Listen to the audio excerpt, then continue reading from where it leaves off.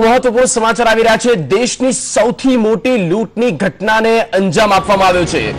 આરબીઆઈના 343 કરોડ રૂપિયા લૂંટારુએ લૂંટી લીધા છે। સલેમથી ચેન્નઈ જતી ટ્રેનમાં આ લૂંટ કરવામાં આવી છે। અજ્ઞાત શખ્સોએ ઘાત લગાવીને આ લૂંટ કરી છે। સંવાદદાતા Manoj Agarwal we are checking it further.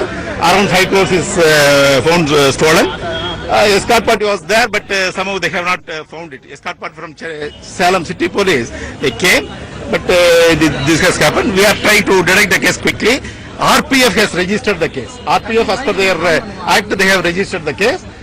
And the railway police and the local police all are with them to detect the case quickly. We have some clues. Don't start investigating again. We have some clues. We will start investigating. We will quickly detect the case. Any RPF will. through which you can have a break or something. We will not tell. We will not be able to tell. Please cooperate. All the best. Thanks a lot. સંવાદદાતા Manoj Agarwal phone line પર જોડાઈ ગયા છે। મનોજ, દેશની સૌથી મોટી 343 કરોડની લૂંટ કેવી રીતે બની? આખરે લૂંટારુઓ કેવી રીતે સફળ થયા તેમના નાકામયાબ ચાલમાં? સમગ્ર ઘટનાનો ચિતાર આપશો।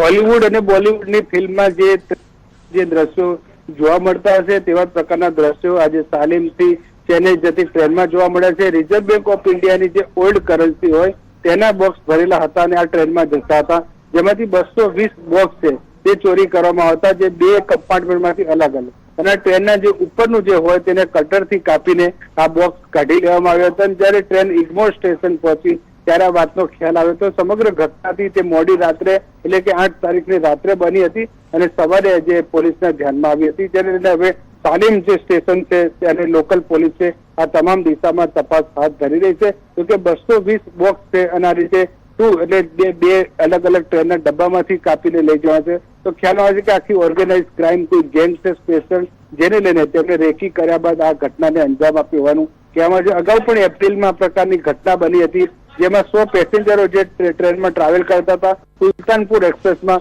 તે ટ્રેનમાં પણ લૂંટ ચલાવવામાં આવતી, મની અને રૂપિયા અને વેલ્યુએબલ જે કિંમતી ચીજ વસ્તુ પણ રામપુર પાસે લૂંટી લેવાતી। લખનૌથી જે 290 કિલોમીટર રામપુર થાય છે ત્યાં પ્રકારની લૂંટ ચલાવવામાં હતી, તે પણ એક ઓર્ગેનાઇઝ ગેંગ દ્વારા આ ઘટનાને અંજામ આપવામાં હતો। તે ઘટનાનું પાછું ડિટેક્શન થયું નથી અને ત્યાં બીજી એક આ પ્રકારની મોટી લૂંટ 340 કરોડની જે થવા પામી છે અને આ રિઝર્વ બેંક ઓફ ઇન્ડિયાની કરન્સી છે, જે ઓલ્ડ કરન્સી હોય તેને બદલાવા માટે લઈ ગયા હતા, ત્યારે 220 જે કાર્ટૂન છે ત્યાં ટ્રેનમાંથી ઉપરનું કટર એટલે પતરું કાપીને ચોરી કરવામાં આવી છે। જી મનોજ, આભાર માહિતી માટે।